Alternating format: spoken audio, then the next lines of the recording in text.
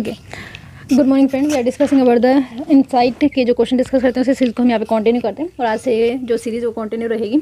Anyway हम यहाँ पे 4 अक्टूबर तक कंप्लीट करने की कोशिश करेंगे इस पूरी वीडियो में। Let's see about the first question that first question is related to world population prospect 2022 report. ये आपसे पूछा जा रहा है किसके द्वारा रिलीज़ की गई है। ये पूरी जो रिपोर्ट है वो रिलीज़ की गई है UNDECA के द्वारा। तो United nation department of economic and the social affair world population prospect 2022 report इनके द्वारा पब्लिश की गई है। बात ये नहीं है, मुद्दे की बात ये है कि what does it said. It said कि 2023 तक जो पॉपुलेशन इंडिया की वो सबसे ज़्यादा होगी। 2023 में जो पॉपुलेशन है इंडिया की वो एक्सीड कर जाएगी चाइना से। You know very well, India is the second most populous country, but after this 2023 report the China second number पे पहुंच जाएगा और इंडिया जो है पहले नंबर पे रह जाएगा। People of 65 year 60% world population bye 2050 is expected by the made of the people. और 60% जो पॉपुलेशन है वो 65 ईयर ऑफ एज की हो जाएगी 2050 तक। तो ये भी आप याद रख सकते हैं। Second question that is related to the Khajuraho. Consider the following statement and you have to tell the correct statement there. The site of Khajuraho belonged to the Chandela king who ruled over central India from 9th to 13th century. क्या statement सही है? तो yes, बिल्कुल सही है। आपसे correct पूछा जा रहा है। The monument at the Khajuraho are group of Hindu and the Jain temple. के स्टेटमेंट सही है? तो ये स्टेटमेंट बिल्कुल सही है। यस, वहाँ पे जैन और हिंदू टेम्पल भी प्रेजेंट है। सेकंड, देखो जो इम्पोर्टेंट मंदिर है उसके बारे में बात कर ले रहे हैं। फॉर एग्जांपल कामाख्या मंदिर जो है आपका आसाम के अंदर है, ये जो है हिंदू या शक्ति सेक्ट से बिलोंग करता है। उसी तरीके से अजंता की गुफाएं सिर्फ और सिर्फ डेडिकेटेड है बुद्धिज़्म को। ओनली बुद्धिज़्म जो मूर्ति है यहाँ पे पाई जाती है। इलोरा की बात करते हैं तो यहाँ पे तीनों धर्म का समावेश मिलता है, बुद्धिज़्म, जैनिज़्म एंड हिंदुइज़्म। ठीक है। और अजंता एलिफेंटा की जब हम बात करते हैं तो यहाँ पे एक अजीब सा कॉम्बिनेशन है जहाँ पे हिंदुइज़्म और बुद्धिज़्म की बात की जाती है। और जो आपका खजुराहो के टेम्पल है वहाँ पे हिंदुइज़्म और जैनिज़्म का कॉम्बिनेशन आपको देखने को मिलेगा। ओके, तो first and second are correct. Third is देखते हैं the Brahma temple is the only temple at Khajuraho completely built of the soapstone and has a 4 phase lingam in सेंक्टो सेंक्टोरम। तो ब्रह्मा का एक टेम्पल पाया जाता है खजुराहो के अंदर जो सोप स्टोन से बना हुआ है और यहाँ पे 4 फेज लिंगम के बनेंगे। You know very well, Brahma के 4 फेज हैं, 3 आगे दिखते हैं, एक पीछे वाला पार्ट होता है। Anyway the site of Khajuraho belong to the Chandela king that is correct that ruled over central India 9th to 13th century that flourished despite the frequent shifting of its political capital. Initial capital इसकी दूसरी हुआ करती थी, बाद में दूसरी बन जाती है। खजुराहो को डिक्लेयर किया गया world heritage by UNESCO in the year 1986 में। Khajuraho temple are considered some of the best example of the Nagara style of temple architecture. Make sure आप इसको याद रखोगे। बाकी आप यहाँ पे देख सकते हैं इसका डिफरेंट डिवीज़न भी है, बट ये इंपॉर्टेंट नहीं है। आप अगर पढ़ना चाहते तो पढ़ सकते हैं। अगला जो क्वेश्चन है रानी की वाव है queen stepwell. Consider the following statement. It was the built on the bank of the river Saraswati by the Gurjar rani Udayamati of the Chalukya dynasty. आपको बताना कौन सा यहाँ पे सही है। तो यस, ये सही है। ये बैंक ऑफ रिवर सरस्वती पे बना हुआ है और यहाँ पे जो गुर्जर रानी उद्यमती हुआ करती थी जो चालुक्य डायनेस्टी से एफिलिएंट थी। तो yes, that is the correct statement. It was build to commemorate her husband Raja Bhimdev first. तो that is also correct. It was build to commemorate her husband Raja Bhimdev first. It was declare the world heritage site in 2014। तो yes, that is also correct. 3 statement तीनों की तीनों यहाँ पे सही है। रानी की भी प्रीसाइजली। और याद रखिएगा कि जो 100 रुपये का चित्र है वो मतलब इस पर रानी की वाव का ही चित्र अंकित है। पता नहीं 10 पे है या 100 पे, एक बार आप इसको चेक कर लीजिए, क्रॉस चेक कीजिएगा। Rani ki Vav translated as the queen stepwell was built in 1063 on the bank of the river Saraswati by the Gurjar rani Udayamati of the Chalukya dynasty. The stepwell was built to commemorate her husband Raja Bhimdev. This remarkably beautiful stepwell located in the Patan in the oldest the most intricately created the subterranean water architecture. तो मतलब हम ये कह सकते हैं ये known है water, but basically एक वेल था जिसमें रानी नहा करती थी। और ये जो राजा मतलब जो भीमदेव फर्स्ट उनकी याद में बेसिकली वो मतलब उनके द्वारा अपनी रानी के लिए बनवाया गया था। आप इसको इस तरीके से समझ सकते हैं। Initially created the membership of the Raja Bhimdev. The stepwell was also considered with the function and the structural aesthetic classified as Nanda style stepwell. तो याद रखिएगा Nanda style stepwell. The stepwell leads down through multiple level with the quays of the carved walls, pillars, columns, brackets beams ornamental with the scroll work etcetera. Fourth question पे चलते हैं। With reference to the rock shelter of the Bhimbetka, it is very very important question, consider the following statement. पहली question तो यही बनता है, भीमबेटका को जो पूरी की पूरी मतलब उसको डिसिफर करने वाले कौन से पर्सनैलिटी थे, एक क्वेश्चन ये हो गया। सेकंड थर्ड स्टेटमेंट के फॉर्म में भी देखते हैं। The Bhimbetka archaeological site form one of the largest group of pre historical painted shelter in the world. तो यस बिल्कुल ये सही है, बिल्कुल सही है। पूरे वर्ल्ड के अंदर प्री हिस्टोरिक आर्ट का बहुत बड़ा भंडार यहाँ पे मिलता है। This rock shelter fall in the Ratapani wild life sanctuary in the Vindhyan range. मेरे हिसाब से नहीं है क्योंकि सतपुरा रेंज का पार्ट बनता है। All the group the rock shelter recognised by the UNESCO as the world heritage site in 2003। तो ऐसा नहीं हो सकता, ऑल द ग्रुप नहीं, मेरे हिसाब से सही होगा। B answer is the correct. Let's see, पहले देख ले रहे बी कौन सा ऑप्शन आपका इंडिकेट कर रहे हैं। तो first and second are correct, third is not correct. देखो भीमबेटका आर्कियोलॉजिकल साइट जो है one of the largest group of pre historic painted shelter है वर्ल्ड के अंदर। रातापानी वाइल्ड लाइफ सेंचुरी के अंदर विंध्या रेंज में ये पाया जाता है। और आप बी से याद रख लेना, B for Bhimbetka and V for Vindhyan range, क्योंकि आप सतपुरा से कंफ्यूज हो सकते हैं और रातापानी यहाँ पे आ ही जाएगा। एंड लेट्स सी कौन सा third statement is why it is not correct. The 5 group of the rock shelter were recognised by the UNESCO as the world heritage site in 2003। However there are 2 additional rock shelter group on the रहनाती road which were not include in the heritage site, right. First and second statement if you are talking Bhimbetka archaeological site जो है largest group है pre historic painted shelter के world के अंदर। The shelter are spread over an area covering 1850 hectare. बाकी आप यहाँ पे देख लीजिए। आगे बढ़ते हैं। अगला जो है सन टेम्पल कोणार्क के बारे में बात की जा रही है। सन टेम्पल ऑफ कोणार्क आपको करेक्ट बताना है। सन टेम्पल ऑफ कोणार्क के बारे में बात की जा रही है। It was one of the best representation of Kalinga architecture, you know very Orissa, क्योंकि उड़ीसा को ही पहले कलिंगा के नाम से जाना जाता था। उड़ीसा के अंदर ही सन टेम्पल है और कोने के अंदर ये है, इस वजह से इसका कोणार्क टेम्पल का नाम भी पड़ा हुआ है। और सन को dedicated, that is also correct. तो perhaps first is correct. It was build by the king of the great Ganga dynasty Narasimha Dev के द्वारा 13th सेंचुरी में इसको बनाया गया। तो बिल्कुल सही है। It is made of the stone cold granite widely available in the region, that is incorrect, क्योंकि ये जो बना है परहैप्स खोंडाइट से बना हुआ है। Situated close to the bay of Bengal, the sun temple Konark is one of the best representation of Kalinga architecture. जो आपकी फर्स्ट स्टेटमेंट है, द वर्ड कोणार्क का मतलब होता है कॉर्नर सन, कोरना दैट नथिंग बट अ कोरना, और अर्क का मतलब sun. And was named as its lay on the north east corner of the famous Jagannath temple at Puri. जो पुरी है, पुरी के अंदर जो टेम्पल है जगन्नाथ का, और उसके ईस्ट में ये लोकेटेड है। Okay, Konark was also called the black pagoda, make sure आप इसको रिमेंबर रखेंगे। और व्हाइट पैगोडा जो है पुरी के टेम्पल को कहा जाता है। The first mention of which found in the diary of the sir Streynsham, Master governor of the fort saint George Madras. It was used as the major landmark by most sailor and the traveller, dedicated the sun temple Konark. It was build by the king of the Ganga dynasty Narasimha Dev first in the 13th century.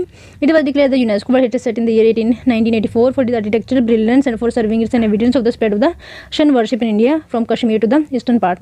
ये जो है खोंडाइट से बना हुआ है। आगे बढ़ते हैं।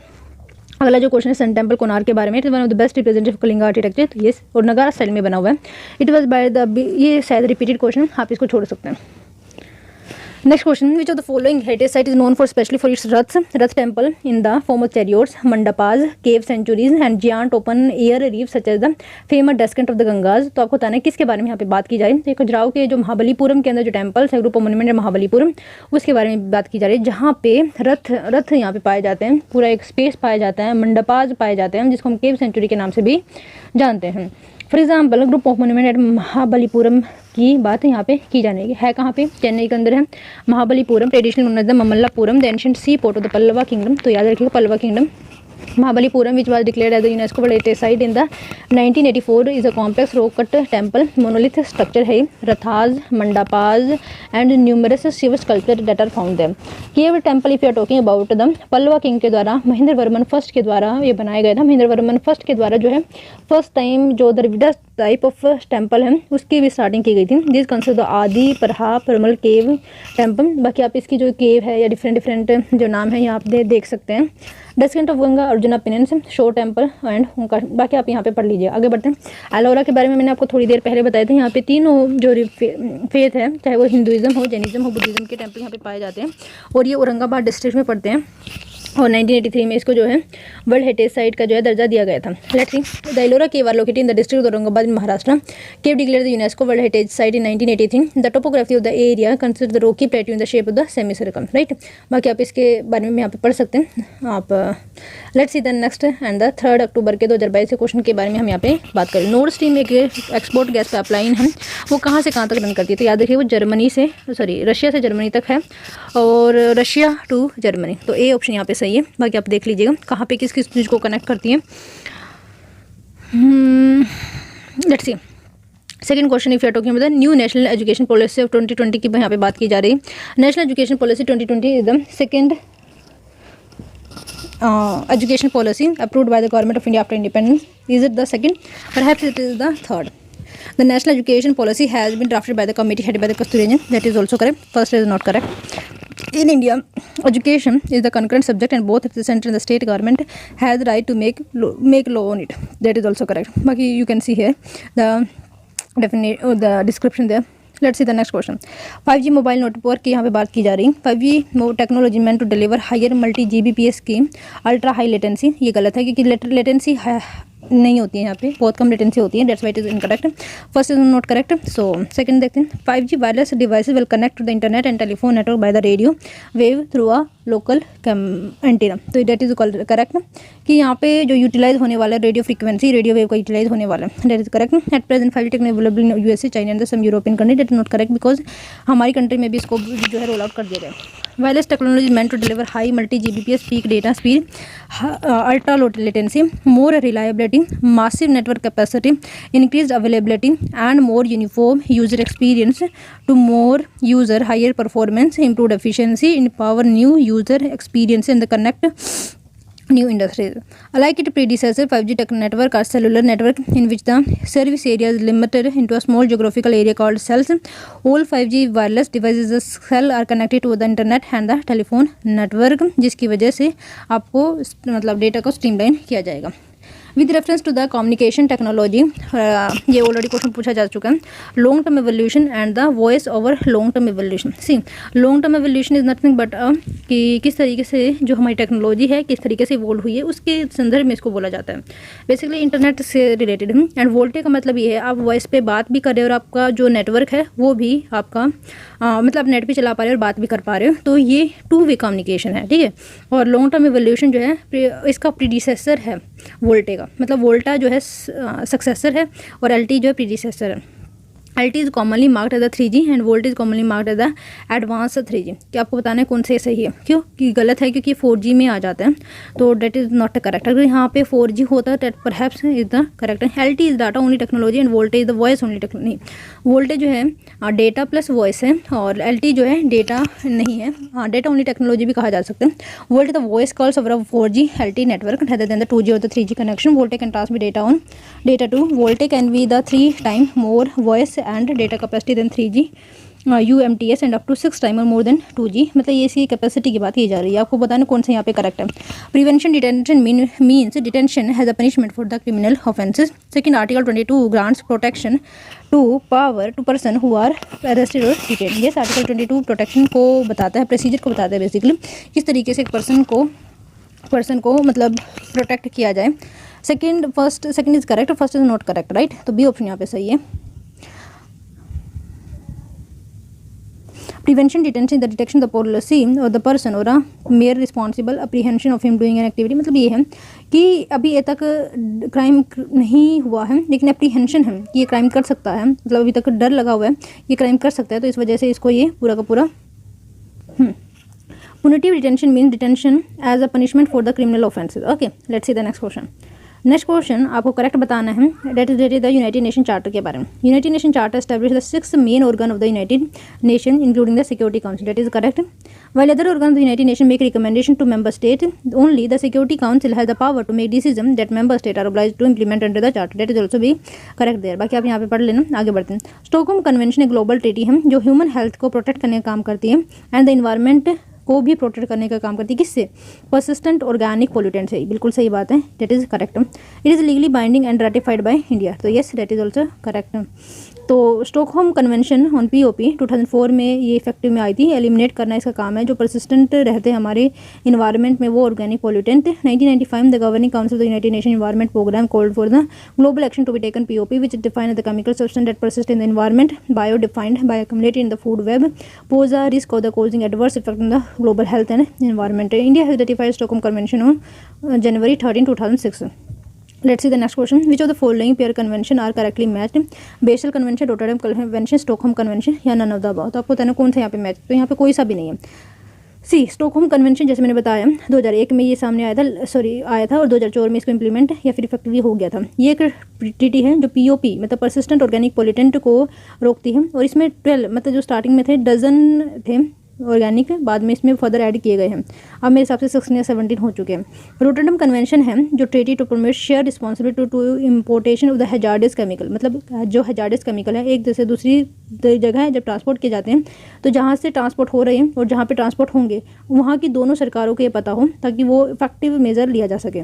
The outer goal of the Basel convention protect the human health and the environment against the adverse impact of the generation transboundary agreement generation of the जजा। तो ये बेसल कन्वेंशन का ये है कि हैजार्डस अदर वेस्ट जो product होते हैं कहीं और पैदा, फॉर एग्जांपल अफ्रीका के अंदर बहुत सारा जो वेस्ट है वो अमेरिका से पहुंचाया जाता है, दो उसको पैसे मिलते हैं ऐसा करने के लिए, मतलब अफ्रीका को पैसे मिलते हैं, but it is not correct क्योंकि वहाँ की पॉपुलेशन इसके लिए इम्यून नहीं है और वहाँ पे जो डाइवर्सिटी है वो भी इससे अफेक्ट हो सकती है। That's why it tries to protect it. That is the function of the Basel convention. Rotterdam convention का केमिकल से रिलेटेड है। 1985 में वियना कन्वेंशन हुई थी, वो हमारे ओजोन लेयर प्रोटेक्शन से, जिसके अंदर मॉन्ट्रियल प्रोटोकॉल की गाली एग्रीमेंट वगैरह साइन हुए हैं, और अभी क्यूमिंग मॉन्ट्रियल प्रोटोकॉल भी अभी साइन हुआ है, आपको जो आपकी ग्लोबल बायोडाइवर्सिटी से ज़्यादा रिलेट करते हैं। मिनीमाटा कन्वेंशन मरकरी से रिलेट करते हैं, यहाँ पर याद रखना। आगे बढ़ते हैं। Burkina Faso which of the following countries are surrounded by this country? Ghana, Togo, Sudan, Niger, Mali. तो एक बार आप इसकी लोकेशन देखिएगा आपको पता चल जाएगा। तो दैट इज़ नथिंग बटा बुर्किना फासो है, और जो कंट्रीज़ को टच करते हैं वो माली है, नाइजर है, बेनिन है, और नीचे घाना है और आइवरी कोस्ट है। तो डी ऑप्शन यहाँ पे सही है, first, third, fourth and fifth. Okay, third, first, second, third नहीं है, बाकी सब है। थर्ड मतलब सूडान नहीं है, लेकिन घाना है, टोगो है, नाइजर है, माली है। Okay, let's see the next question. That question is about Jim Corbett National Park. Which of the following are correct? It is located in the Nainital district of Uttarakhand. It encompasses the Patil Dun Valley formed by the Dhola Ganga River and is the oldest national park in India. That is correct. First and third are correct. Second is not correct. Let's see. It is located in the Nainital district of Uttarakhand. The part encompasses the Patil Dun Valley formed by the Ramganga river. Yes, Patil Dun Valley है, but that is formed by the Ramganga river, not by the Dholi Ganga river. That's why it is incorrect. By this we ending the session here. Thank you so much for listening us.